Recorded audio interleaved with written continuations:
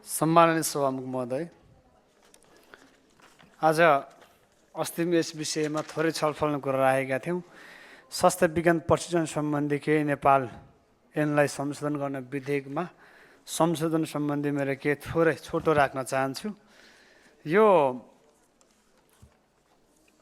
फरक जस्तै बिपी कोइराला स्वास्थ्य विज्ञान प्रशिक्षणमा उपकुलपतिको 5 वर्ष कार्य अवधि भनेर राखेको छ, फेरि तलतिर अन्यमा 4 वर्ष छ। तपाईहरुले जस्तै अब सरकारले यो अध्यादेश लिएर पहिलाको त्यहाँ उपकुलपतिहरु के हटाएर नयाँ गर्ने भन्नुभयो, त्यो पनि ठिकै छ, त्यसले पारदर्शिता होस् भनेर अस्ति पनि भनेको थिएँ, फेरि पनि भन्न चाहन्छु। र यो 4 र 5 वर्ष किन भयो भन्ने खालको यो चाहिँ अलिकति अनौठो देखियो। एउटै विषय हुन त यो यस्तो होला जस्तो लाग्छ मलाई चाहिँ।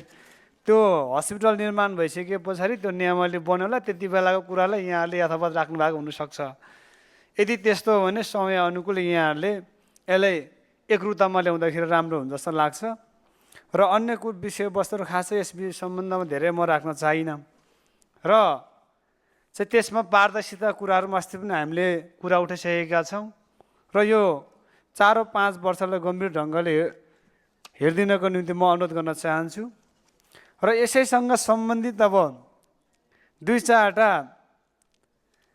चाहिँ विषयवस्तु राख्न चाहन्छु, सार्वजनिक विषयहरू। जस्तै तपाईको अहिले यो स्वास्थ्य मन्त्रालयसँग सम्बन्धित र चाहिँ खाद्यान्नसँग सम्बन्धित अहिले बजारमा अब हामी कस्तो भइदियो भन्दाखेरि यो स्वास्थ्य चाहिँ नेपालीहरूले केयर नगर्ने, पहिला त्यो हामीले चाहिँ हाम्रो त्यो सम्बन्धी नियम नै हामीले गरेनौँ। जस्तै तपाईँको अहिले बजारमा फलफुल, तरकारी, खाद्यान्नहरू, दुध, मिनरल वाटर, जारको पानी, यसमा एकदमै तपाईँको छानबिन कम हुन्छ। अब त्यहाँ विश्वादी कति मात्रामा प्रयोग भएको छ त्यो पनि राम्रोसँग त अनुगमन हुँदैन। यस सम्बन्धी चाहिँ सबैले चाहिँ तपाईँको सचेत हुनुपर्छ र तपाईँको सम्बन्धित मन्त्रालयले पनि अलिक कडाइको साथ यो सम्बन्धी हेरिदिनु होला, म अनुरोध गर्न चाहन्छु। र अब अर्को सार्वजनिक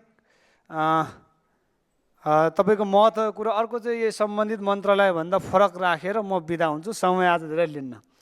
यो सार्वजनिक यातायातमा जताभावी भाडा लिएको छ भने चाहिँ यसले चाँडो नियमन गर्नको निम्ति अनुरोध गर्न चाहन्छु।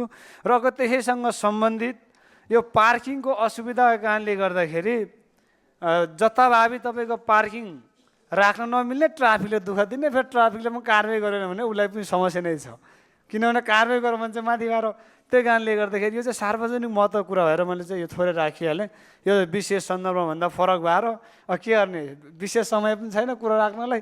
त्यसै कारणले गर्दाखेरि यो पार्किङको चाहिँ देशैभर ठुलो समस्या छ।